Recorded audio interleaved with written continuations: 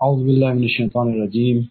بسم الله الرحمن الرحيم. الحمد لله رب العالمين، الصلاة والسلام على أشرف الأنبياء والمرسلين، حبيبنا وحبيب إله العالمين أبي القاسم المصطفى محمد وعلى آله الطيبين الطاهرين المعصومين. اربعین کے حوالے سے ہم نے ایک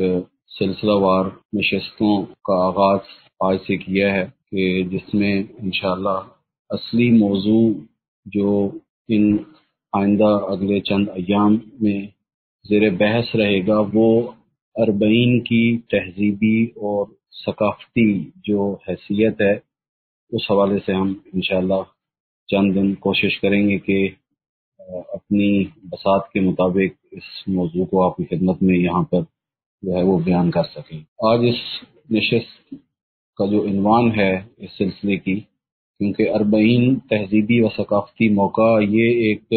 مستقل عنوان ہے، یعنی ہم اس کے گرد بات کرنا چاہتے ہیں، لیکن اس موضوع کے لیے ہمیں چند ذیلی موضوعات ہیں جنہیں آپ کی خدمت میں بیان کرنا ہے ایک ترتیب کے ساتھ۔ آج کی جو ہماری پہلی نشست ہے اس موضوع سے متعلق، اس کا عنوان تاریخ مادی اور الہی نگاہ میں۔ اس موضوع پہ ہم آج آپ کی خدمت میں کچھ مطالب عرض کریں گے۔ ابتدائی بحث کے طور پر چند نکات کی طرف اشارہ کروں گا، وہ یہ کہ جس طرح سے ہمارے پاس دین کے اندر مختلف جو عناوین ہیں، مختلف جو ہمارے پاس موقع ہیں، جو فرصتیں ہیں، ان کی جس طرح سے درست شناخت ہمارے معاشرے میں موجود نہیں ہے، انہی میں سے بالخصوص واقعہ کربلا اور واقعہ عاشورہ، کیونکہ خود واقعہ عاشورہ کے بارے میں اتنی صدیاں، اتنا عرصہ اور اتنی صدیاں گزرنے کے باوجود ابھی تک وہ نگاہ خود واقعہ عاشورہ کے بارے میں معاشرے کی اکثریت تک نہیں پہنچ سکی، اور وہ معرفت جو واقعہ کربلا، عاشورہ، قیام امام حسین کے بارے میں ہونی چاہیے تھی، جو نگاہ معاشرے کے اندر اور جو معرفت ہونی چاہیے تھی، کیونکہ وہ نہیں پائی جاتی، اسی وجہ سے آپ دیکھتے ہیں کہ ابھی اربعین کے بارے میں بھی وہ نگاہ عوام کے اندر موجود نہیں ہے، وہ شناخت موجود نہیں ہے۔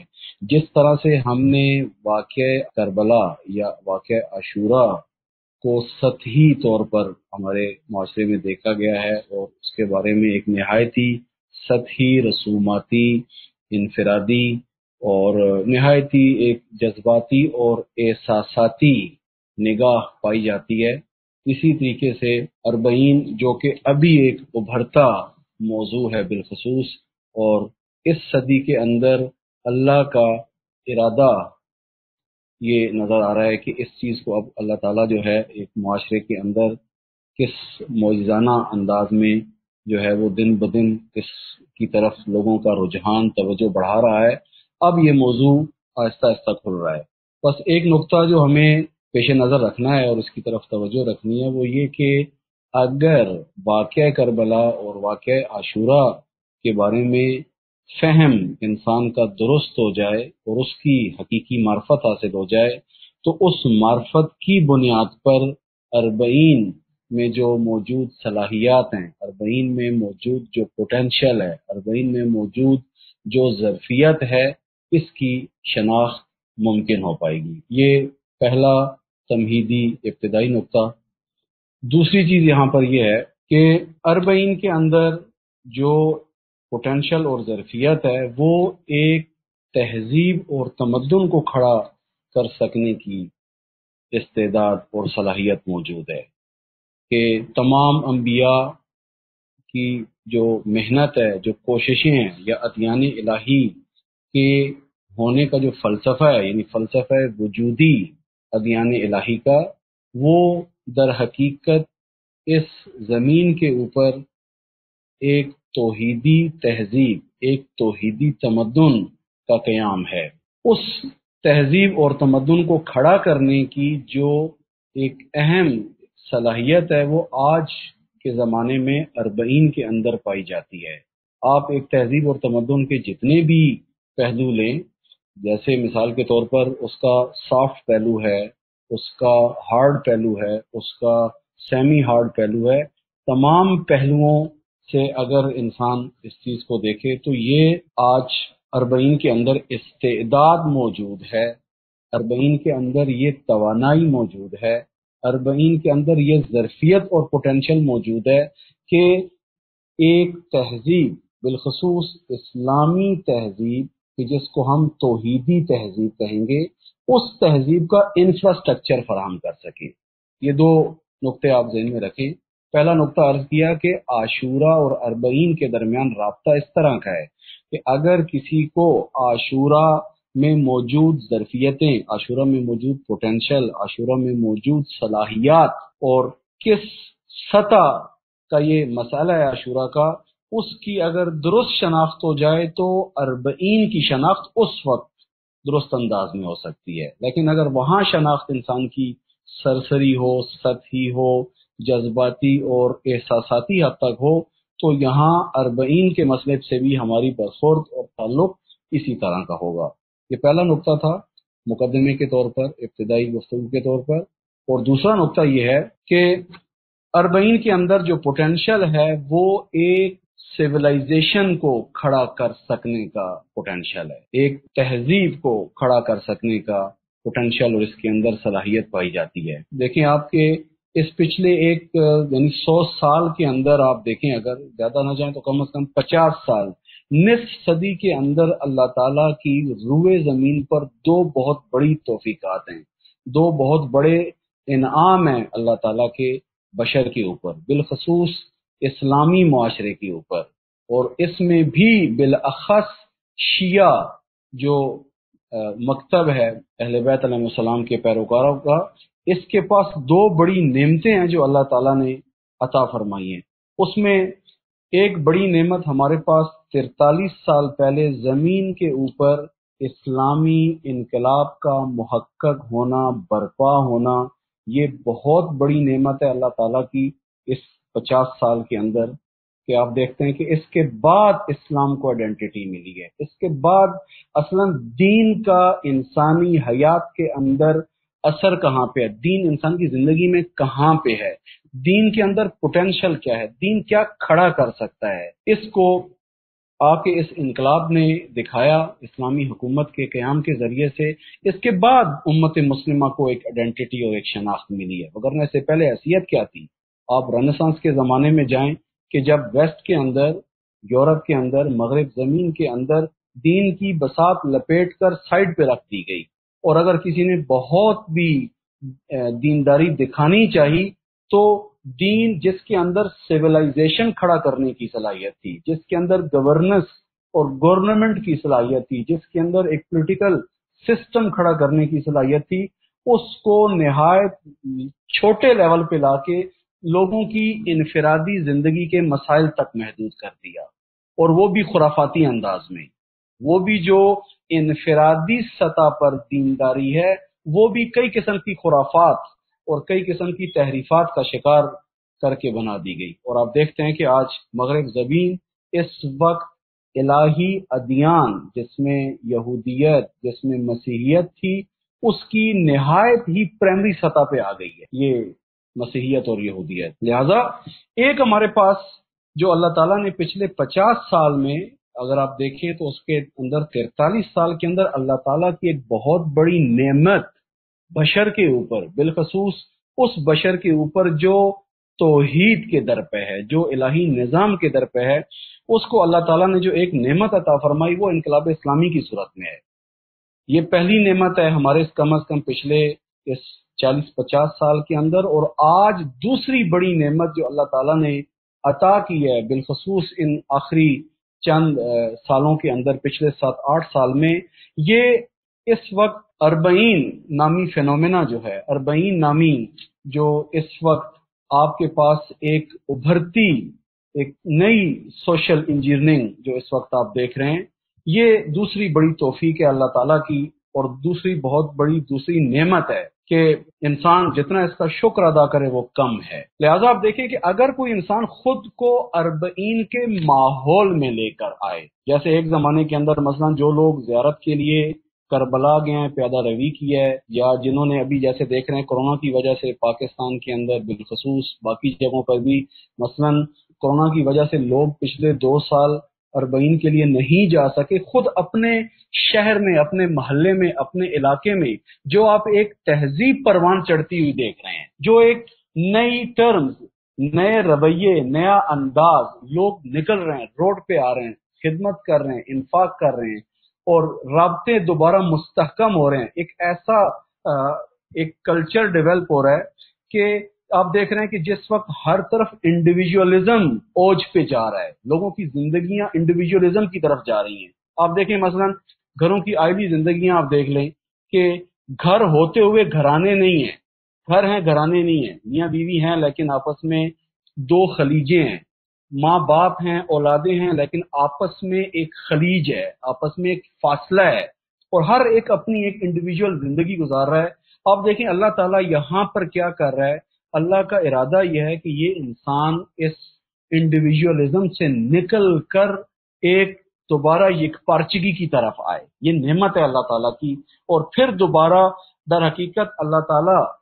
دین کے اندر پوٹینشل کیا ہے، اس پوٹینشل کو دوبارہ ایک معاشرے کے سامنے لا رہا ہے اور اس کو دکھا رہا ہے۔ لہذا آپ دیکھیں کہ اگر کوئی شخص خود کو اس اربعین کے پروان چڑھتے کلچر، اربعین کی پروان چڑھتی تہذیب کے اندر اگر آئے اور اس کے اندر آ کے مسئلے کو فقط موقب لگانے، کھانا دینے، پانی دینے، ٹیشو دینے، اور جسے کہتے ہیں لنگر اور نیاز کا اہتمام، اور چند جگہوں پر فقط مجالس کے انعقاد کی حد تک نہ دیکھے، بلکہ اس کو ایک لوکل حالت سے لے کر ایک بڑی تصویر کے اندر اگر آپ دیکھیں تو جو چیز بنتی ہوئی جا رہی ہے وہ یہ ہے کہ اس وقت یہ مسئلہ کسی سرزمین کا نہیں ہے، یہ مسئلہ کسی قوم کا نہیں ہے، اس وقت یہ مسئلہ فقط شیعہ کا نہیں ہے، اس وقت یہ مسئلہ فقط پیادہ روی کے نام پر فقط نجف سے کربلا تک 80 کلومیٹر کی پیادہ روی نہیں ہے، فقط دقت کریں آپ، مثلا آپ خود دیکھیں، بالخصوص جو یہاں پر مخاطبین سامعین جو ہیں پاکستان سے ہیں بالخصوص، ابھی آپ دیکھیں کیونکہ پچھلے سال مجھے خود توفیق تھی، میں پاکستان تھا اس وقت اربعین کے دنوں میں، خود اس کلچر کو نزدیک سے دیکھا ہے۔ آپ دیکھیں کیا ہونے جا رہا ہے، کب کسی نے سوچا تھا کہ اربعین کا یہ کلچر خود پاکستان کے گلی محلے کوچے کے اندر روڈوں کے اوپر آئے گا، کب کسی نے سوچا تھا؟ تھوڑی دیر کے لیے غور کریں، فقط سنیں نہیں، ساتھ ساتھ اپنے جسے کہتے ہیں غور و فکر کو بھی فعال کریں، سوچیں کہاں تھا ایسا؟ پچھلے 2 سال پہلے کسی نے سوچا تھا کہ ایسا کچھ ہونے والا ہے؟ اب کیا ہو رہا ہے؟ اب یہ ہو رہا ہے کہ جو لوگ اربعین کے نام پر زیارت کے لیے آ رہے ہیں کربلا میں، ایران کے اندر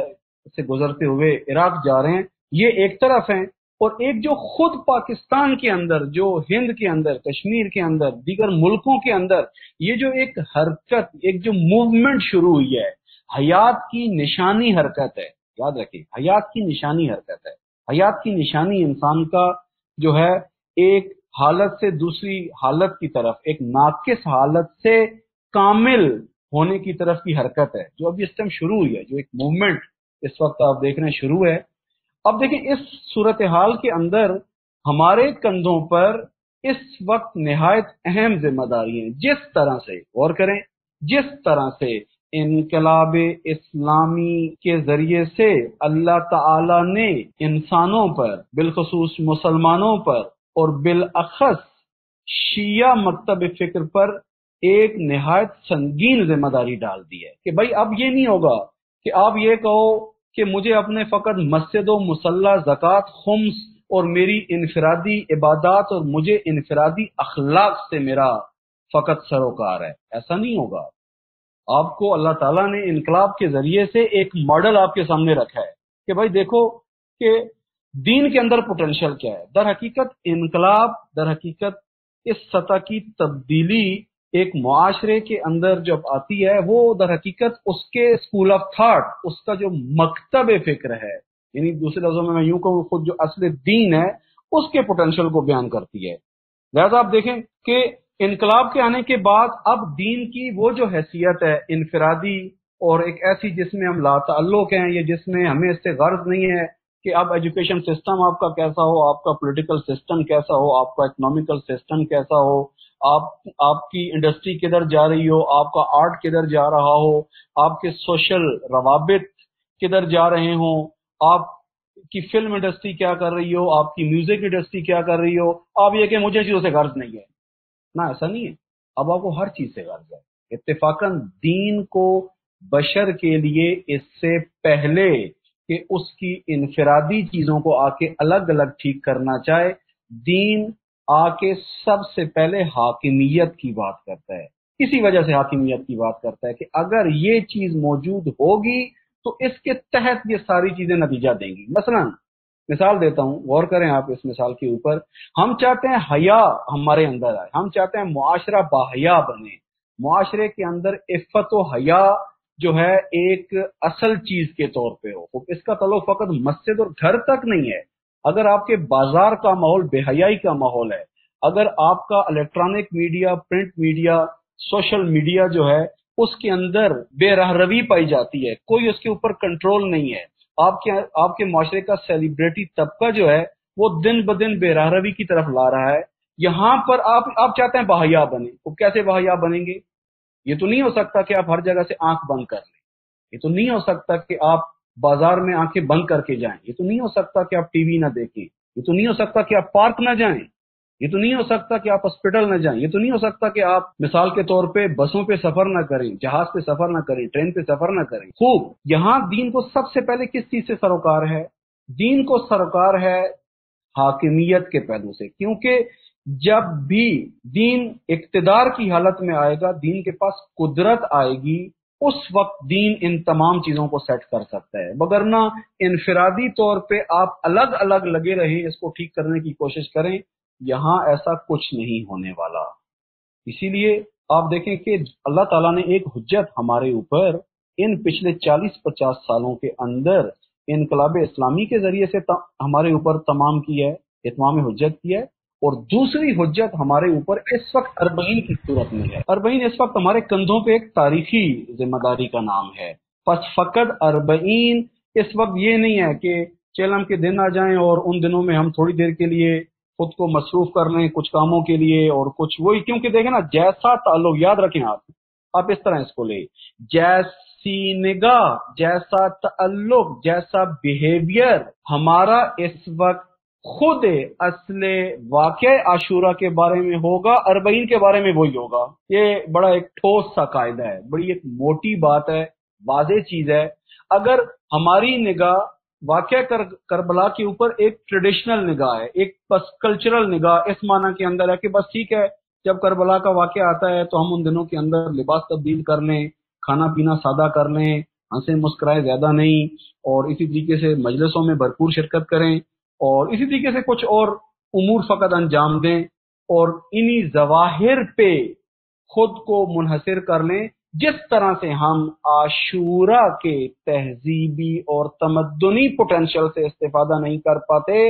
اسی طریقے سے جب یہ مسئلہ اربعین تک پہنچتا ہے، یہاں پر بھی یہی ہے، یہاں پر بھی ہم وہی کام کریں گے۔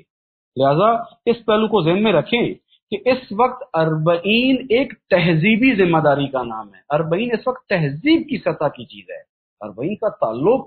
فقط جسے کہتے ہیں کھانے پلانے اور چند کام ابتدائی سطح کے کرنے سے نہیں ہے۔ اگر اس میں وہ نگاہ موجود نہ ہو تو کل جس طرح سے ہمارے پاس اس وقت کربلا و عاشورہ ایک رسوماتی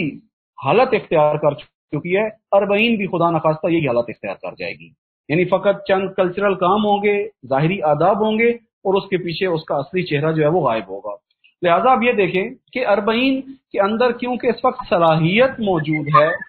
ظہور کا راستہ ہموار کرنے کی، اربعین کے اندر کیونکہ ظہور کا راستہ ہموار کرنے کی صلاحیت موجود ہے، اور ہم کون ہیں؟ منتظر ہیں، ظہور کے منتظر ہیں۔ ہم خود کو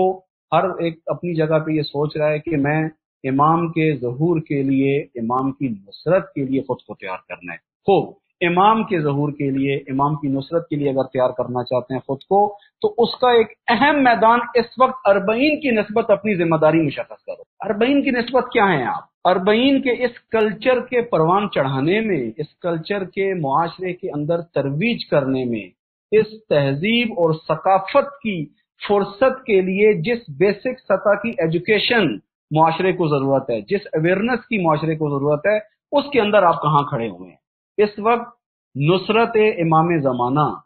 یا ظہور کا راستہ ہموار کرنے کا ایک اہم میدان اس وقت اربعین کا میدان ہے کہ یہاں پہ آپ کیا کر رہے ہیں، یہاں پہ آپ کیا ہو، آپ کی یہاں پر نسبت کیا ہے۔ کہیں ایسا نہ ہو کہ جس طرح سے ہم نے کئی فرصتیں ہاتھوں سے دے دی ہیں، قومیات کی سطح پر، سماجیات کی سطح پر، سیاسیات کی سطح پر، مذہبی سطح پر، کہیں ایسا نہ ہو کہ یہ فرصت بھی ہم ہاتھوں سے دے بیٹھے۔ لہذا آپ یہ دیکھیں کہ جتنا جتنا کوئی انسان خود کو اربعین کے محضر میں قرار دے، اربعین کے انوائرمنٹ، اربعین کی فضا کے اندر قرار دے، وہ یہ دیکھ رہا ہے کہ یہ وہ چیز فقط نہیں ہے جو میں محسوس کر رہا ہوں، جتنا میں دیکھ رہا ہوں اتنا نہیں ہے اربعین۔ ہمیں پہلے یاد رکھیں ایک جہالت کا اعتراف کرنا چاہیے۔ جب تک ہم جہالت کا اعتراف نہیں کریں گے علم کی طرف نہیں بڑھ سکتے۔ کہتے ہیں نا علم آموزی، علم حاصل کرنے کا ایک ادب یہ ہے کہ انسان اپنے اندر ایک احساس کرے کہ ایک چیز نہیں ہے میرے اندر، احساس کرے کہ مجھے اس سطح کی معرفت نہیں ہے جس سطح کی معرفت ہونی چاہیے۔ ہمیشہ کون سے انسان رشد کرتے ہیں، کون سے انسان خود کو کامل کرنے کی کوشش کرتے ہیں، پرفیکٹ بنانے کی کوشش کون سے انسان کرتے ہیں؟ ہمیشہ وہی انسان پرفیکٹ بنانے کی خود کو کوشش کرتے ہیں جو پہلے قبول کرتے ہیں کہ کچھ کمیاں ہیں میرے اندر۔ اگر ایک انسان خود میں کوئی کمی نہ دیکھے تو کبھی بھی خود کو بہتر کرنے کی، سنوارنے کی کوشش نہیں کرتا۔ اسی طریقے سے اگر ہم اربعین کی معرفت حاصل کرنا چاہتے ہیں، ہمیں پہلے مرحلے میں یہ قبول کرنا پڑے گا کہ اربعین کی نسبت ہماری معرفت نہایت ناقص ہے۔ اربعین جس سطح کے پوٹینشل کا نام ہے، ہم ابھی اس کی الف بے سے بھی آگاہ نہیں ہے، ہمیں اس کو قبول کرنا ہوگا۔ اس وقت ہم اس اربعین کے پوٹینشل کو سمجھ پائیں گے اور اس کے لیے اس میں غور و فکر کر سکیں گے۔ لہذا آپ یہ دیکھیں کہ اربعین کو اگر آپ غور کریں تو اربعین کے اندر عمیق ترین توحیدی معرفت موجود ہے۔ اربعین کے اندر انسانی ایتھکس، ہیومن ایتھکس، انسانی اخلاق، انسانی اخلاقیات سے متعلق جتنے بھی پہلو ہیں، اگر آپ ایک ایک کو پرکھنا چاہیں تو یہ جو اربعین کی موومنٹ ہے، اربعین کی موومنٹ میں پھر عرض کر رہا ہوں، اربعین کی موومنٹ سے فوراً آپ کے ذہن میں فقط جسے آپ کہتے ہیں نجف سے کربلا کی طرف آنا جانا نہ لیں، آپ یہ ذہن میں رکھیں، فقط ہم اسی پہ نہ بیٹھ جائیں ذہن میں تصویر بٹھا کے، بلکہ در حقیقت بقول ایک مفکر کے کہ اربعین در حقیقت ایک پورا پروسیس ہے، ذہن میں رکھیں آپ، چلہ اربعین پروسیس ہے پورا۔ اربعین انسانی رشد کا پروسیس ہے، انسانی رشد کا، سماجی رشد کا، قومی رشد کا ایک پروسیس ہے۔ لہذا آپ یہ دیکھیں کہ اربعین کے اندر آپ کے پاس معرفت موجود ہے، توحید کی نسبت، ایک امام کا نقش، ایک معاشرے کے اندر ایک قائد اور قیادت کا نقش کیا ہے اور اس کا اثر کیا ہے، یہ اس کے اندر موجود ہے۔ جتنی بھی انسانی اخلاقیات ہیں، انسانی فضیلتیں، انسانی فضائل، انسانی کمالات، اگر آپ ان کو مختلف پہلوؤں سے اگر آپ دیکھیں، اربعین کے اندر یہ چیزیں موجود ہیں۔ بس ایک طرف ہم دیکھتے ہیں کہ اربعین کے اندر معرفت کا پہلو ہے، اربعین کے اندر عملی اخلاقیات کا پہلو ہے، انفرادی سطح پر بھی اور اجتماعی سطح پر۔ لہذا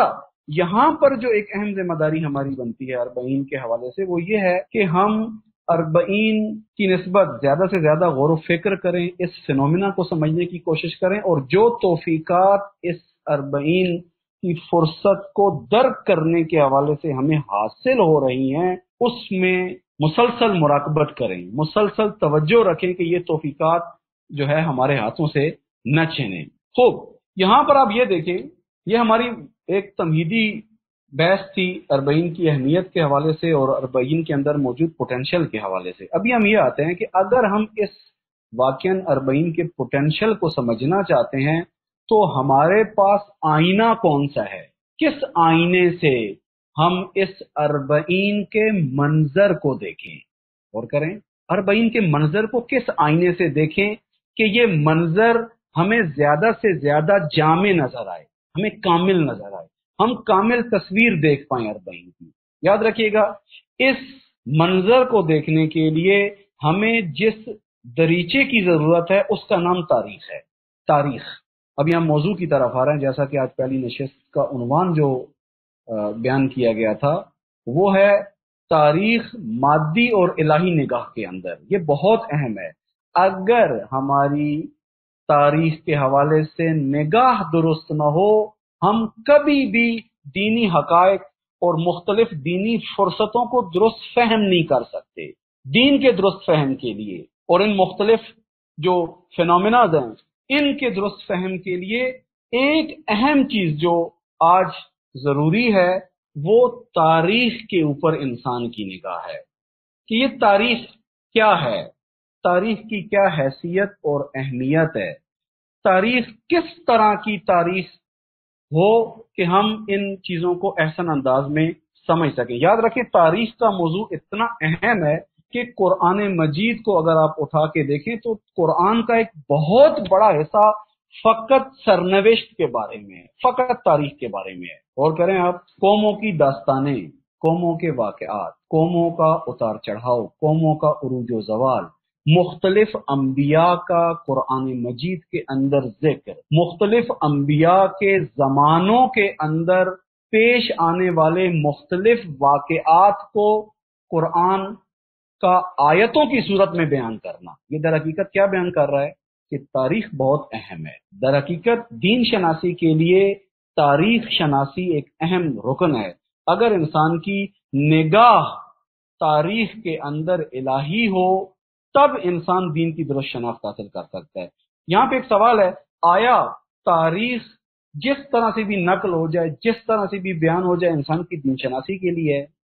ہم ہر زاویے سے، ہم ہر پیراڈائم کے اندر جو ہے دین شناسی حاصل کر سکتے ہیں، عاشورہ کو سمجھ سکتے ہیں، اربعین کو سمجھ سکتے ہیں۔ بالخصوص یاد رکھیے گا غدیر، ختم نبوت، اس سے پہلے آپ جائیں ہجرت، ختم نبوت، آپ آئیں غدیر، بعثت، کربلا، ظہور، مختلف یہ جو چیزیں ہیں، یہ جتنے بھی پہلو ہیں یہ سارے وہ پہلو ہیں جو فراتر از تاریخ ہیں، یعنی تاریخ کے سانچے تک محدود نہیں ہیں، لیکن انسان اس ذریعے سے ان چیزوں کا فہم حاصل کر سکتا ہے۔ بس اگر ہم اربعین جیسے اہم فینومینا اور ایک تاریخی ایک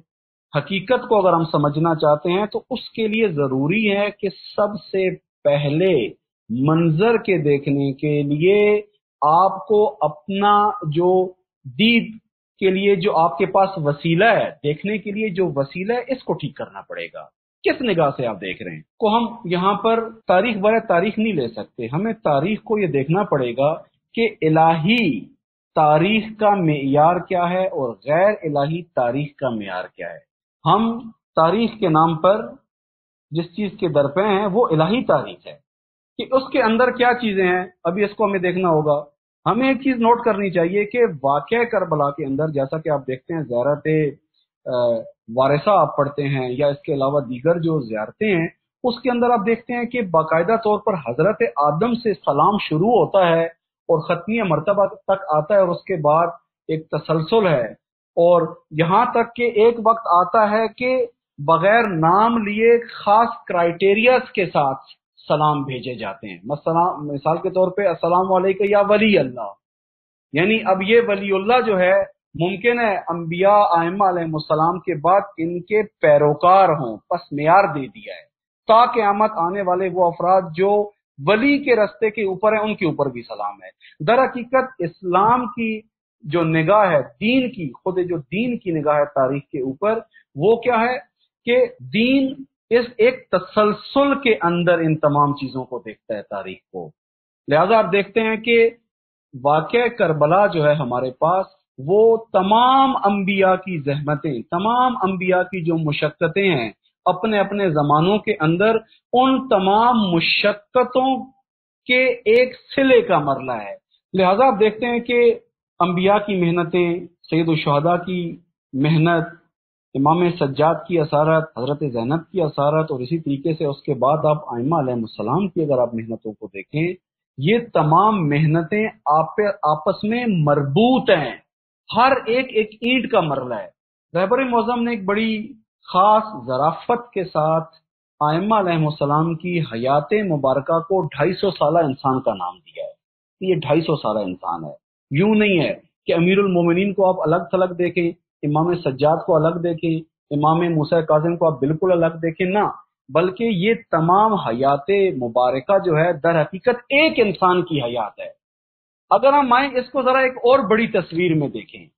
ائمہ علیہ السلام سے پیچھے اگر آپ جائیں اور خود انبیاء علیہ السلام کے اندر اگر آپ دیکھیں، انبیاء کے زندگیوں کو اگر آپ دیکھیں تو یہ تقریباً فقط 250 سالہ انسان نہیں بنے گا، بلکہ یہ چند ہزار سالہ انسان ہے، چند ہزار سالہ انسان ہے، جس کے مختلف حیات کے مرحلے ہیں، جس کے مختلف زندگی کے مختلف حالات کے اندر مختلف قسم کے اقدامات ہیں۔ اس لیے اگر آپ یہ دیکھیں کہ اربعین کو بھی اگر ہم سمجھنا چاہتے ہیں تو ہمیں اس کے اندر واقعہ کربلا کی ایک شناخت ہے، اور واقعہ کربلا کی شناخت کے لیے انبیاء کے مختلف اقدامات کی شناخت کا ہونا یہاں پر ضروری ہے، اور یہ شناخت ہمیں کہاں سے حاصل ہوگی؟ تاریخ کے ذریعے سے حاصل ہوگی۔ اور یہ تاریخ اگر آپ دیکھیں کہ ایک کام جو ہمارے پاس تاریخ کے اندر انجام پایا اور دشمن نے ایک کام انجام دیا، یہ نہایت اہم بحث ہے۔ میں یہاں سے بھی جو چند نکات عرض کرنے لگا ہوں، آپ میں سے وہ افراد جو بلاخر اس وقت تعلیم و تربیت سے جن کا تعلق ہے اور ان چیزوں پہ نگاہ رکھتے ہیں، یاد رکھیے گا دشمن نے ایک بڑا اہم کام یہ کیا ہے کہ تاریخوں کو مسخ کیا ہے۔ آپ مثال کے طور پر دیکھیں، ادیان الہی مسخ ہیں اس وقت تاریخ کے اندر۔ آپ مثال کے طور پہ آپ میں سے وہ افراد جنہوں نے ایم اے انگلش کی ہے، جنہوں نے ایم اے انگلش کی ہے، یا مثال کے طور پر جن کا جو ہے وہ سویلائزیشن اور ہسٹری سے متعلق مطالعہ ہے، یا اس میں ان کا کوئی ماسٹر ہے، یا انہوں نے اس میں کچھ ڈگری حاصل کی ہے یا پڑھا ہے، آپ دیکھ لیں ہمارے پاس جب تاریخ تہذیب اور تمدن کی تاریخ بیان کی جاتی ہے، وہاں پر انبیاء کا کہیں پہ نقش نہیں ہے۔ ابھی جو ہمارا تعلیمی نظام ہے، ہمارا جو تعلیمی سلیبس ہے، اس کے اندر یہ کام نہایت آگاہانہ انداز میں کیا گیا۔ میں یہاں بات پاکستان کی نہیں کر رہا، اس وقت کلن جو تعلیمی نظام دنیا کے اندر رائج ہے اس کے اندر یہ چیز موجود ہے۔ ہمارے پاس یہ پہلی چیز ذہن میں آئے آپ کے کہ اگر ہم ان فینومیناز کو درست سمجھنا چاہتے ہیں تو اس کے لیے ہمیں تاریخ کے دروازے پہ آنا پڑے گا، اور یہاں پر ہمارے پاس دو پیراڈائم، ایک ہمارے پاس مادی تاریخ ہے اور ایک ہمارے پاس الہی تاریخ ہے۔ یعنی ہمارے پاس اس پیراڈائم کے فرق کے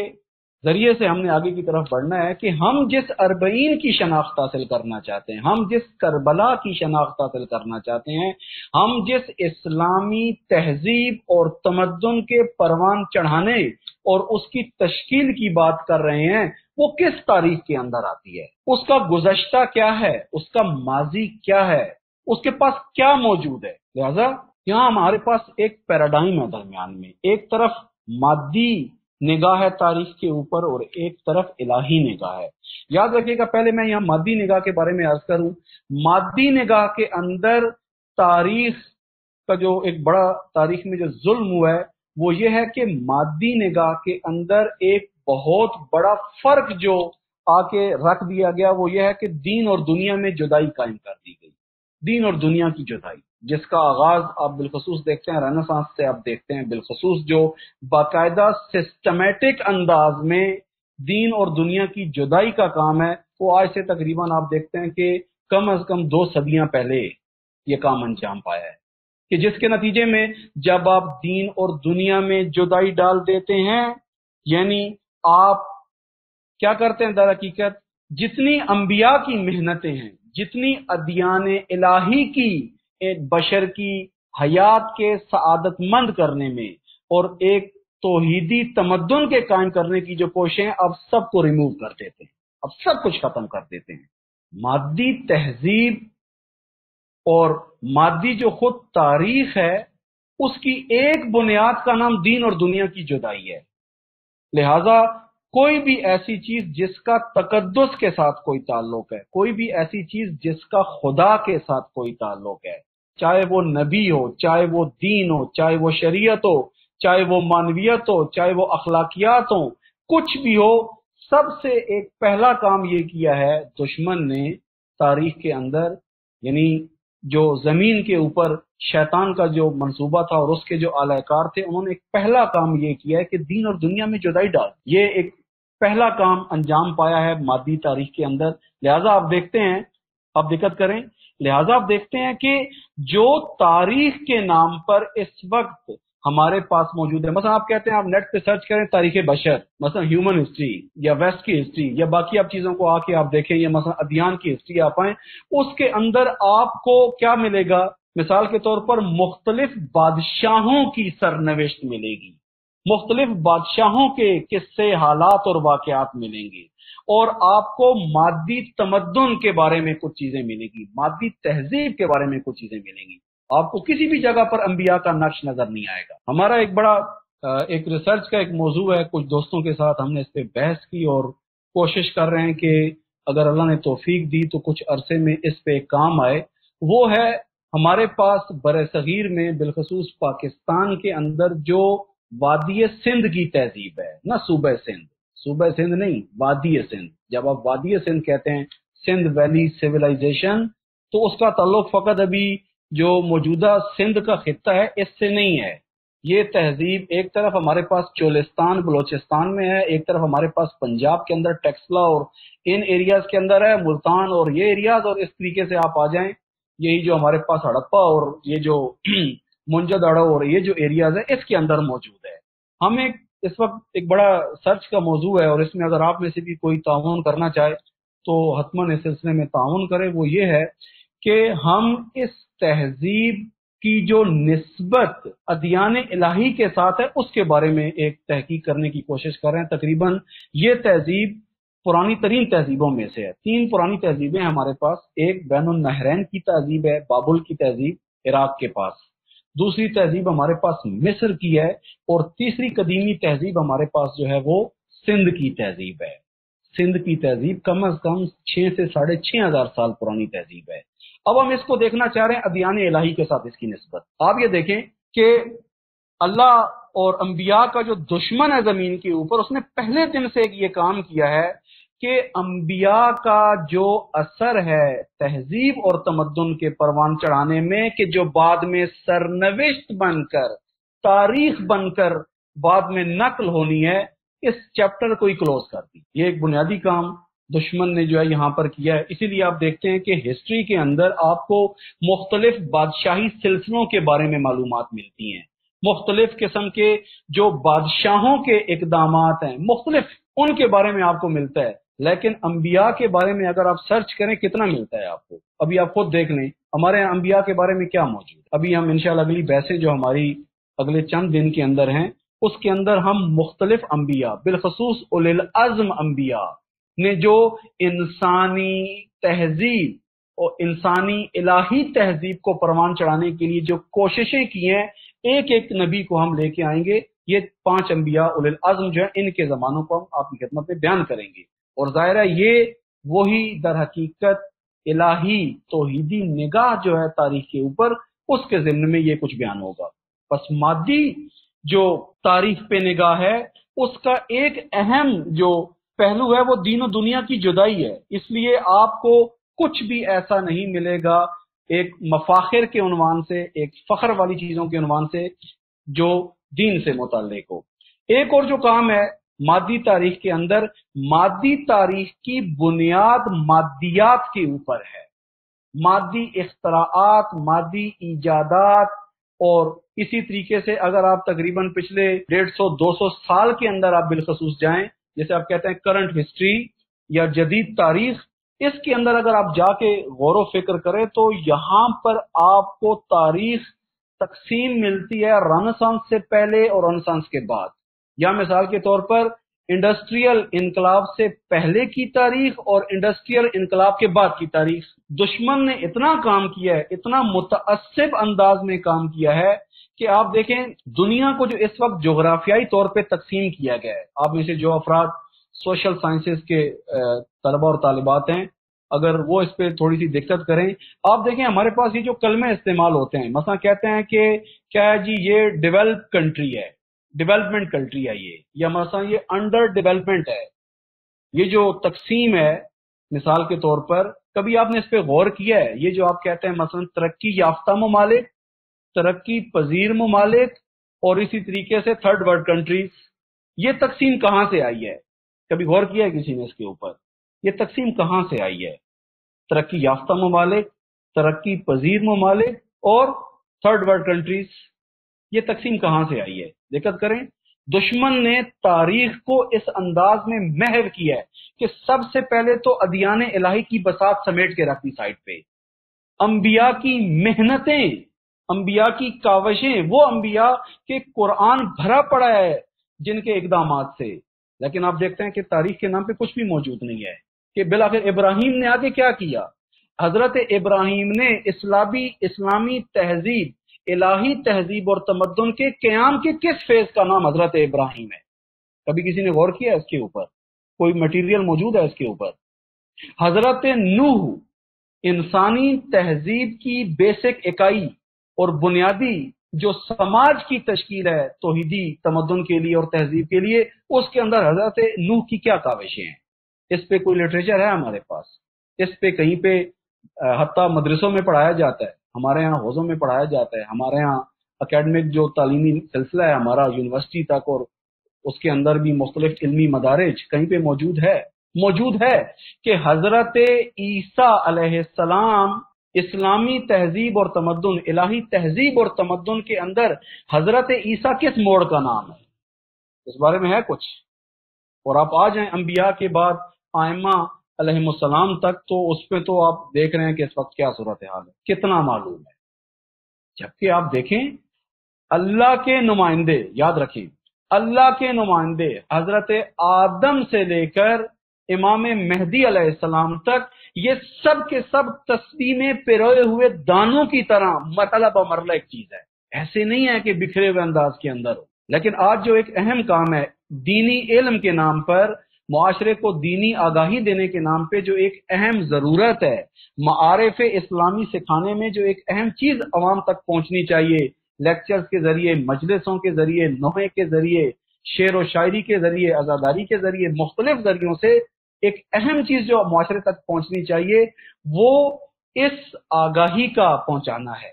کہ بھائی انبیاء کی محنتیں، انبیاء کی تحریک، انبیاء ایک تحریک کا حصہ ہیں۔ یوں نہیں ہے کہ حضرت نوح بالکل ایک الگ چیپٹر ہے، حضرت ابراہیم کا حضرت نوح کے اقدامات سے کوئی تعلق نہیں ہے، حضرت ابراہیم کے بعد جو ہے حضرت موسیٰ کا کوئی تعلق نہیں ہے، اس کے بعد حضرت عیسیٰ کا کوئی تعلق نہیں، رسول پاک بالکل ایک الگ چیز ہے نا، ایسا نہیں ہے، یہ سب مربوط ہیں،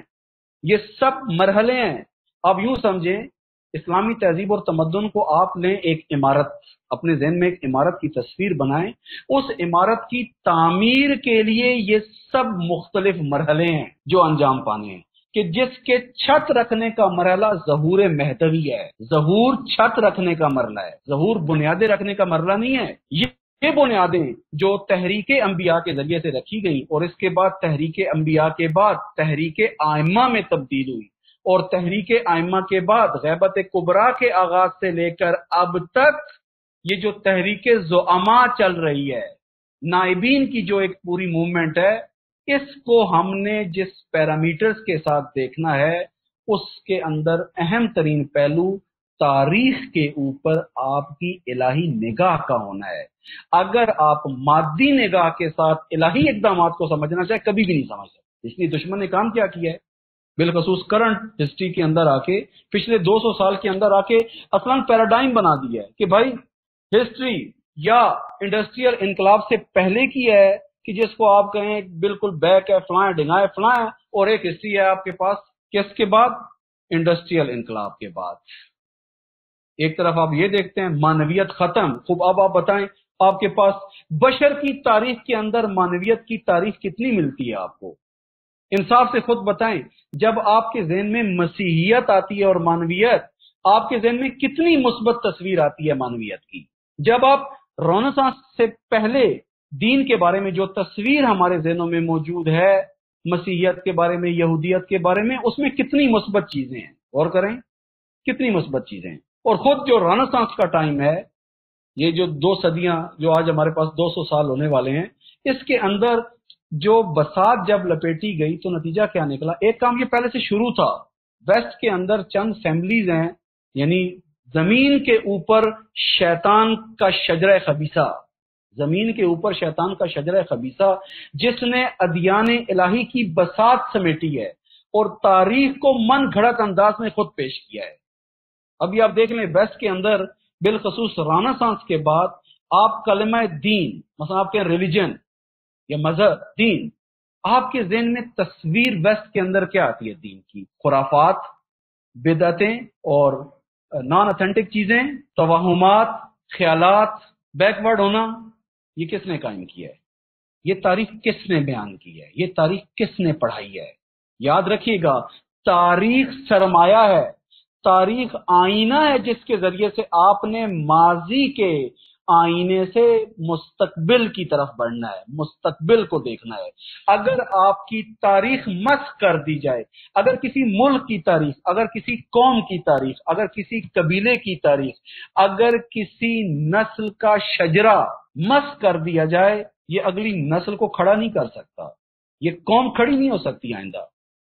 اگر دین کے یہ مفاخر مسخ کر دیے جائیں مغربی نگاہ سے، تو آپ کبھی بھی اس پہ فخر نہیں کریں گے، کبھی بھی سمجھ نہیں آئے گی کہ کس تاریخ کے تسلسل میں 40 ایک فرصت ہے، نہیں سمجھ آئے گی کہ کس تاریخ کے مختلف اتار چڑھاؤ کے اندر 40 اس وقت ایک موقع ہے تہذیبی، نہیں سمجھ آئے گی۔ لہذا مغرب نے جو کام کیا ہے وہ یہ ہے کہ ایک تو تاریخ میں کیا کیا ہے کہ قدسی پہلو نکال دیا، دین اور دنیا میں جدائی جو ڈالی، اس کے نتیجے میں آپ دیکھتے ہیں کہ دین کو دن بدن منفعل کیا، انبیاء کا نقش مٹا دیا تاریخ سے۔ اس لیے آپ ہیومن ہسٹری کے اوپر ویسٹ کے اندر جو کتابیں لکھی گئی ہیں ہیومن ہسٹری کے اوپر، آپ اگر سرچ کریں اور اس کے اندر جن افراد نے لکھنے والے افراد ہیں ان کی اگر آپ ہسٹری اٹھا کے دیکھ لیں، آپ کو انبیاء کا کہیں پر بھی مثالی نقش نہیں ملے گا۔ اور بالخصوص اگر میں آج میڈیا کی زبان میں بات کروں، ہالی ووڈ کے اندر جو موویز انبیاء کے بارے میں بنائی گئی ہیں، آپ ذرا اٹھا کے دیکھیں، حضرت عیسیٰ کے بارے میں جو ہالی ووڈ کے اندر مختلف موویز بنی ہیں، ان موویز کے اندر انسان دیکھے کیا چہرہ پیش کیا حضرت عیسیٰ کا۔ حضرت نوح کی کشتی کے بارے میں جو اینیمیشن، جو کارٹونز، حتیٰ جو گرافک ہنر کے اندر، نقاشی کے اندر جو کچھ موجود ہے، اس کو انسان اٹھا کے دیکھے کیسا پیش کیا ہے۔ ایک فیملی ہے، مجرم فیملی، ویسٹ کے اندر، میں پہلی بھی اس کا ذکر کر چکا ہوں، شیطان کا شجرہ خبیثہ زمین کے اوپر جو ہے، اس کی ایک بنیاد جو ہے ویسٹ کے اندر میڈیچی فیملی ہے، میڈیچی کے نام پہ فیملی ہے پورا۔ اس کے اوپر اس وقت ہالی ووڈ نے جو ہے نہایت جدید ٹیکنالوجی کے ساتھ اور نہایت منظم انداز میں اس کی تاریخ کو ایسا مدون کیا ہے اس خاندان کو کہ دی میڈیچی پوری ایک سیریل جو ہے وہ بنایا گیا ہے، اس کے کتنی سیزن ہیں، کتنے ایپیسوڈز ہیں، کہ جس کے اندر اس خاندان کو ایک خدمت گزار خاندان کے طور پر ویسٹ کی تاریخ کے اندر پیش کیا گیا ہے۔ ایک جو کثافت کاری، ایک جو بہت بڑا جرم انہوں نے انجام دیا، ویسٹ کے اندر خود کلیساؤں کے اندر ایسی نقاشیاں کی ہیں کلیساؤں کے اندر کہ جن کو دیکھ کے انسان کے سامنے پورنوگرافی کی تصویر آتی ہے، انسان کے سامنے تصویر نہیں آتی حضرت عیسیٰ کے مقدس ہونے کی، حضرت مریم کے مقدس ہونے کی۔ یہ مجرم ہیں۔ ابھی ہمارے انہی کتنی اخلاقیات کے اندر اور کتنی چیزوں کے اندر انہی کے خاندان کے جو پیڈ افراد تھے، انہوں نے جن سائنسز کو ڈیزائن کیا ہے، آج ہماری یونیورسٹیوں کے اندر ہمارے جوان جو ہیں جو کچھ ان علوم کے نام پہ پڑھ رہے ہیں، ان کے دسترخوان سے ہیں بہت سارے علوم اس وقت۔ یہ وہ زائنسٹ یہودی خاندان ہے جس کے بارے میں الگ بحثوں کی ضرورت ہے، ابھی موضوع نہیں ہے ہمارا۔ آپ یہ دیکھیں، پس مادی جو تاریخ کے اوپر نگاہ ہے اس کے اندر دین کی گنجائش نہیں ہے، مقدس چیزوں کی گنجائش نہیں ہے، انبیاء کی گنجائش نہیں ہے، ادیان الہی کا اس تاریخ کے اندر کہ اس تاریخ کی بنیاد پہ جو تہذیب پروان چڑھنی ہے اس میں کوئی نقش نہیں ہے۔ جبکہ اب ہم آتے ہیں الہی نگاہ کی طرف، دین کی نگاہ تاریخ کے اوپر کیا ہے۔ آپ یہ دیکھیں کہ سب سے پہلی چیز تو قرآن مجید کا ایک بہت بڑا حصہ تاریخ ہے۔ تاریخ، سرنوشت اللہ تعالیٰ نے قرآن مجید کے اندر بیان کی ہے۔ یاد رکھیں، دین کی جو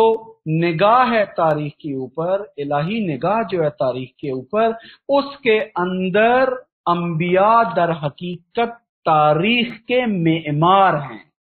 نہ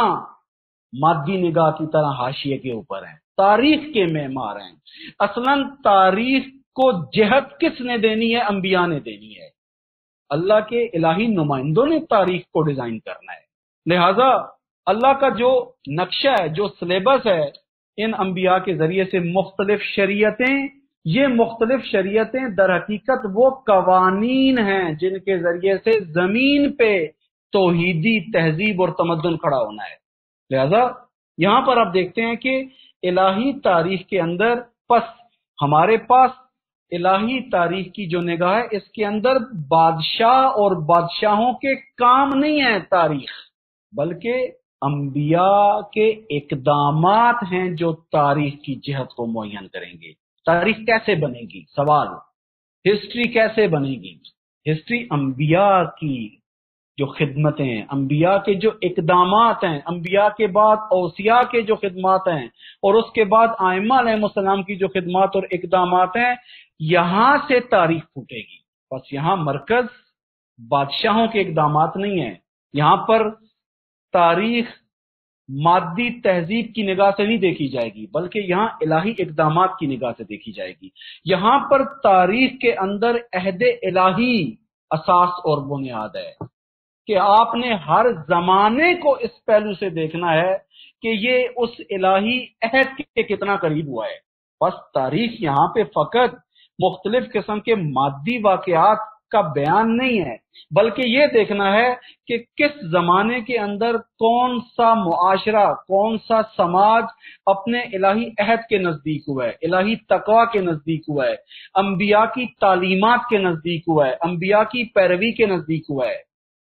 یہاں سرنوشت اس انداز میں ڈیزائن ہوگی۔ اب بتائیں یہ تاریخ کہاں موجود ہے؟ سوال، کہاں موجود ہے؟ یونیورسٹی سلیبس میں ہے، ہماری مجلسوں کے اندر ہے، ہمارے مختلف قسم کے علمی محافل میں موجود ہے، ہمارے جوان کو پتہ ہے، جس کو ابھی مانے، جیسے ابھی جو ہمارے یہاں مونٹی سیری کا سسٹم آ گیا ہے تعلیمی، اور جدھر سے ہم ادھر سے ماں بچہ جنے گی اور چند دن بعد اس کو جو ہے نا پیمپر تبدیل کرنے والی ایک دایا الگ ہوگی مونٹی سیری میں، اور ساتھ میں اس کے لیے ہلکی ہلکی میوزک بھی چل رہی ہوگی، اینیمیشنز بھی چل رہی ہوں گی، بچہ وہاں پروان چڑھے گا۔ آپ کو کیا لگتا ہے کہ جب یہ بچہ کل ایک بلوغ تک پہنچے گا تو اس کے سامنے نبی ایک فخر نامی چیز کا نام ہے، حضرت ابراہیم کا نام اس کے اندر آئے تو اس کے اندر افتخار کا خون اس کی رگوں میں جوش مارنا شروع کرے گا؟ کیسے ہوگا؟ حضرت نوح کا جب اس کے سامنے نام آئے گا تو الہی وظیفوں کے انجام دینے کے لیے انسان کو اگر اپنوں سے بھی گزرنا پڑے تو گزرے،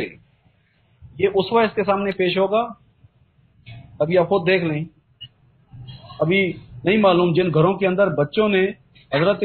نوح کی کشتی کے بارے میں جو کارٹون دیکھا، میں بعض چیزوں کی ایڈورٹائزمنٹ نہیں کرتا، نام اس لیے نہیں دیتا کہ بعد میں پھر لوگ یا مخاطبین جو ہیں وہ بجائے اصل چیز کو سمجھنے کے حاشیے میں چلے جاتے ہیں، کہ یہ نہ ہو کہ لوگ جو ہے وہ بجائے اصل چیز کو سمجھنے کے چیزوں میں گم نہ ہو جائیں، گم نہ ہو۔ یاد رکھیں، بازار مطلب کی چیز خریدنے کی جگہ ہے، بازار گھومنے پھرنے کی جگہ نہیں ہے۔ البتہ ہمارے یہاں الٹ ہے، بالخصوص خواتین میں،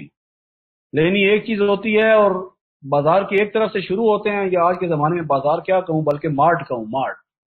یا یہ جو مختلف قسم کے کمپلیکس ہوتے ہیں جہاں پر مثال کے طور پہ اتنی چیزیں ہوتی ہیں، ایک بار اوپر سے نیچے چھان لیں گے سارے کو، آخر میں پتہ چلے گا کہ جو ہے وہ ایک چیز خریدی تھی، لیکن چھاننا سارا ہے نا۔ جب یہاں پہ مثالیں دی جاتی ہیں، کوشش کریں کہ یہاں پر جو پہلو پیش نظر ہے اس پہ اوپر توجہ کریں۔ اب یہ مجھے بتائیں کہ جن اینیمیشنز کے اندر حضرت نوح کی جو کشتی ہے اس کو جس انداز میں دکھایا گیا ہے، نعوذ باللہ نعوذ باللہ نعوذ باللہ، انبیاء کو نہایت سادہ لوح، بے وقوف، احمق، نعوذ باللہ نعوذ باللہ، اس طرح کے کر کے افراد کو پیش کیا گیا ہے۔ یہ جو تاریخ مسخ ہوئی ہے، لیکن آپ دیکھیں اسلامی تہذیب کے اندر الہی توحیدی تمدن اور تہذیب کو کھڑے کرنے کے لیے انبیاء معمار تہذیب ہیں، تمدن کے معمار ہیں، انبیاء کی تعلیمات تمدن کی معیار ہیں۔ پس کسی نے اگر ہسٹری سمجھنی ہے، کہاں سے سمجھے؟ کون سی ہسٹری؟ کہاں لکھی ہوئی ہے؟ اس روش کے اوپر آنا پڑے گا۔ انبیاء کے جو اقدامات ہیں مختلف عرصوں کے اندر، ہمیں ان اقدامات کو، یہاں پہ کیا ہوتا ہے یاد رکھیں، مادی تاریخ کے اوپر نگاہ میں چیزیں پراکندہ ہیں، اس کا اس سے کوئی تعلق نہیں ہے، لیکن الہی جو تاریخ کے اوپر نگاہ ہے، یہاں پر انبیاء کی خدمتیں، انبیاء کی جو تاریخ سازی ہے، اور اس کے بعد ان کے جو اوصیاء کی تاریخ سازی ہے، اس کے بعد ائمہ کی جو تاریخ سازی ہے، یہ سب کے سب تسبیح میں پروئے ہوئے دانوں کی طرح ہیں۔ یہ چیزیں بکھری ہوئی نہیں ہیں۔ کیوں؟ کیونکہ سب کا ایک ہی جملہ ہے، قولوا لا الہ الا اللہ تفلحوا، اللہ کی وحدانیت پہ ایمان لے آؤ، شرک چھوڑ دو۔ یہ دو وہ چیزیں ہیں جو تمام انبیاء کی محنتوں میں مشترک ہیں۔ جتنا توحیدی تہذیب اور تمدن کھڑا ہونا ہے، اس کے اندر یہ دو نقطے بڑے اہم ہیں۔ سب نے تقوی کی طرف دعوت دی ہے، سب نے اختلاف سے پرہیز کی طرف دعوت دی ہے، سب نے ہوا و ہوس کی عدم پیروی کی طرف دعوت دی ہے۔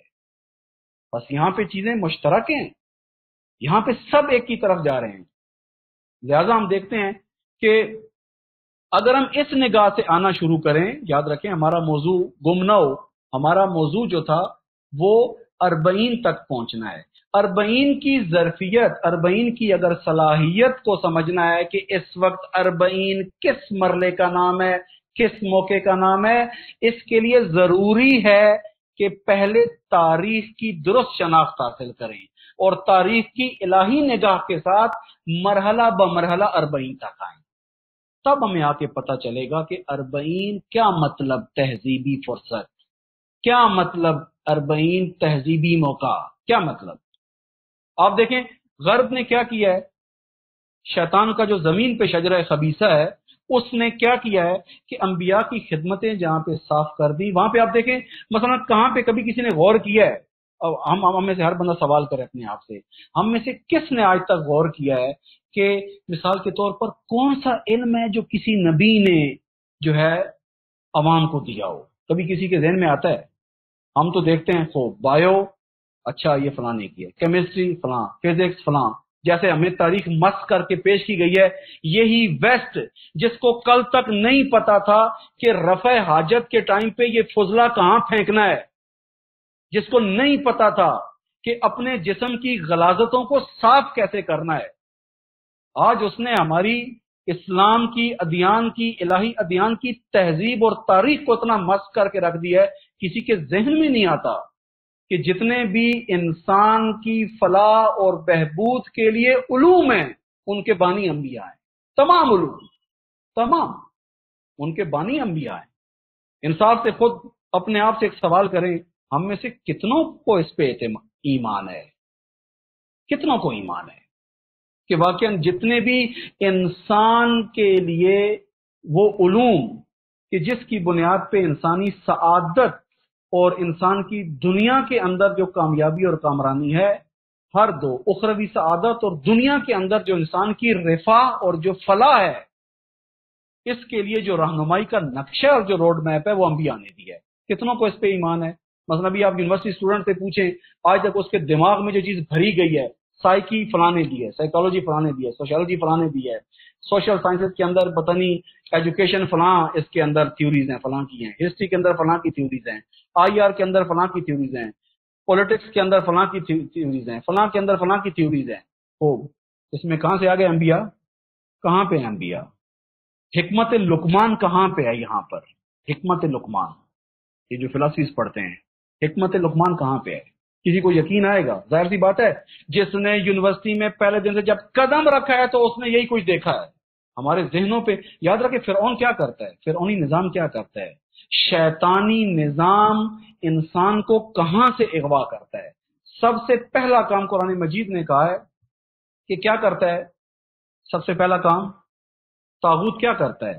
غیر الہی نظام سب سے پہلے انسان کے اوپر کیا کرتا ہے۔ یاد رکھیں پہلا کام کیا ہوتا ہے، پہلا کام کیا ہوتا ہے؟ قرآن کہہ رہا ہے استخف قومہ، فرعون فرعونیت سب سے پہلے انسان کے اندر احساس حقارت ایجاد کرتا ہے، جس کو آپ کہتے ہیں اقبال کے بقول خود ہی چھینتا ہے۔ جب یہ خود ہی چھن جاتی ہے، جب احساس حقارت کوٹ کوٹ کے انسان کی رگوں میں بھر جاتا ہے، اس کے بعد آپ اس کو بے شک کہتے رہیں عاشورہ یہ، تہذیب یہ، اسلامی تمدن یہ، انبیاء کی محنتیں یہ، اس کو کہاں سے یقین آئے؟ خفیف ہو چکا ہے، پست ہو چکا ہے، کھوکھلا ہو چکا ہے۔ لہذا آج اگر اربعین کی طرف ہم نے پلٹنا ہے، اربعین کے تہذیبی پوٹینشل کو اگر سمجھنا ہے، تو ضروری ہے کہ آج ہم اس بشر کی جو سرنوشت انبیاء کے ہاتھوں رقم ہوئی ہے، اس کو ہم سمجھیں کہ کس کس نبی نے اپنے زمانے کے اندر اس حوالے سے کیا خدمتیں انجام دی ہیں۔ لہذا انبیاء کی جو محنتیں ہیں، اگر ہم اس پہلو سے اگر آپ نگاہ ڈالیں، 2-3 بڑے جنرل نکات ہیں، موضوع ہمارا اپنے اختتام کی طرف جا رہا ہے، کہ خلاصہ یہ ہے کہ یاد رکھیں، نمبر 1، الہی تاریخ کے اندر پہلے دن سے نبرد، پیکار اور جنگ ہے حق اور باطل کی۔ تاریخ اس بنیاد پہ ڈیزائن ہوگی، تاریخ مادی چیزوں کی بنیاد پہ ڈیزائن نہیں ہوگی، فقط تاریخ حق اور باطل کی بنیاد پہ ڈیزائن ہوگی۔ اب آپ مجھے بتائیں، ہمارے پاس کچھ ایسا مدون ہے، کچھ ایسا باقاعدہ سلیبس ہے جو ہم اپنی نسل کو پڑھائیں کہ بھائی اس حق اور باطل کی پیراڈائم کی بنیاد پہ آؤ حابیل اور قابیل کو دیکھو، آؤ حضرت نوح کی کشتی ساحل پہ لگنے کے بعد کو دیکھو، آؤ اور یہاں پہ حضرت ابراہیم کے اقدامات کو دیکھو، آؤ اور حضرت موسیٰ کے اقدامات کو دیکھو۔ اگر ہم اس نگاہ سے آئیں گے اور آ کے کہیں گے السلام علیکہ یا وارث آدم صفوت اللہ، یہاں ایک اور چیز سمجھ آئے گی۔ جب آپ اس نگاہ کے ساتھ آ کے کہیں گے السلام علیکہ یا وارث نوح نبی اللہ، یہاں ایک اور چیز سمجھ آئے گی۔ لہذا حق و باطل اس تاریخ کا ایک اہم پہلو ہے، اس الہی تاریخ کا، کہ اس کے اندر سرنوشت کو حق و باطل کی بنیاد پہ پرکھنا ہے۔ اور دوسرا یہ ہے کہ اس حق کے قیام کے لیے اور اس باطل کے ختم کرنے کے لیے حضرت آدم کے بعد حابیل و قابیل سے آپ شروع کریں اور آج کے عصر تک آپ آ جائیں، اس محاذ آرائی کے اندر کہ ایک طرف حق ہے ایک طرف باطل ہے، اس محاذ آرائی کے اندر جو مختلف عرصوں کے اندر اقدامات ہوئے ہیں، تاریخ کے نام پر ان چیزوں کو لایا جائے گا۔ بس اب بائیں اور آ کے دیکھیں، حضرت موسیٰ اور فرعونی نظام، حضرت موسیٰ اور نیشن بلڈنگ، حضرت موسیٰ اور اسلامک سیولائزیشن کے لیے کوشش، حضرت موسیٰ اور زمین کے اوپر اللہ کی عبودیت اور بندگی کے نظام کی تشکیل کے لیے کوشش۔ اصلا آپ دیکھیں، یہ ادبیات نہیں ہے، یہ ہمارے معاشرے میں کہاں ہے۔ لہذا یہ دوسرا پہلو ہو گیا۔ پس الہی تاریخ کی بنیاد جو ہے وہ ان انبیاء کے اقدامات کے اوپر ہے۔ یہاں پر دین اور دنیا میں جدائی نہیں ہے، اور بشر کا فقط مادی پہلو پیش نظر نہیں ہے، بلکہ یہ مانوی پہلو بھی اس کے اندر پیش نظر ہے۔ اور اس کے اندر جس نے تاریخ ڈیزائن کرنی ہے، اس ہستی کا نام نبی ہے، وسیع ہے، ولی ہے، امام ہے، جس نے آگے اس تاریخ کو ڈیزائن کرنا ہے۔ لہذا یہاں حق و باطل کی پیکار اور ان دو محاذوں کی درست شناخت، اور اس کے ساتھ اس درمیان میں جو کچھ ہوا اس کی شناخت، اور اسی طریقے سے آخر میں غلبہ حق جو ہے، حق کا جو غلبہ ہے، جو قرآن مجید نے کہا ہے ظہور کے ذریعے سے، یہ داستان جو پوری کی پوری ہے، کہ جس داستان کے مختلف مرحلے ہیں۔ میں نے عرض کیا اس کا ایک مرحلہ ہمارے پاس جو ہے تاریخ کا، وہ انبیاء علیہم السلام کی تحریک ہے، جس میں بالخصوص اولی العزم انبیاء، ان کی نسبت ہماری نگاہ نہایت واضح ہونا ضروری ہے کہ یہ الہی تاریخ کے تدوینگار ہیں، یہ ہیں لوگ کہ جنہوں نے الہی تاریخ کو تشکیل دیا ہے۔ اور اس کے بعد آپ آتے ہیں بعثت کا مرحلہ ہے، بعثت رسول اللہ کا مرحلہ، یہ خود ایک نہایت سرنوشت ساز مرحلہ ہے۔ اس کے بعد آپ دیکھتے ہیں غدیر کا مرحلہ، خود ایک سرنوشت ساز مرحلہ ہے۔ ان میں سے ہر مرحلے کی شناخت پچھلے مرحلے کی شناخت پہ موقوف ہے۔ اسی طریقے سے اس کے اندر عاشورہ اور کربلا ایک مرحلہ ہے، اور ظہور کا جو مرحلہ ہے، اور ظہور سے پہلے، یاد رکھیں آپ، ظہور سے پہلے اور واقع عاشورہ کے بعد 40 حلقہ اتصال ہے۔ 40 درمیان میں پل کا نام ہے۔ اسی لیے آج جو 40 کے اوپر نگاہ رکھتے ہیں، آج جو مفکرین اس وقت 40 کے اس جو سویلائزیشن لیول پہ اس فینومینا کو دیکھ رہے ہیں، ان کا یہ کہنا ہے کہ 40 در حقیقت قیام امام حسین اور قیام مہدوی کے درمیان حلقہ اتصال ہے، ایک پل ہے کہ اس پل کو کراس کر کے آپ قیام مہدوی تک پہنچیں گے انشاءاللہ۔ اللہ تعالیٰ نے توفیق عطا فرمائی تو ہم ان اگلی نشستوں کے اندر آپ کی خدمت میں ان مختلف مرحلوں کو جو ہے باقاعدہ طور پہ مرحلہ بمرحلہ پیش کریں گے۔ اللہ تعالیٰ سے دعا ہے کہ ہمیں اربعین کی جو تہذیبی معرفت ہے ہمیں نصیب فرمائے، اور اس توفیق کے شکرانے کے لیے جو خدمت ہم سے ہو سکتی ہے اس کے لیے ہمیں جو ہے خاص عنایت اور توفیق عطا فرمائے۔ السلام علیکم ورحمۃ اللہ وبرکاتہ۔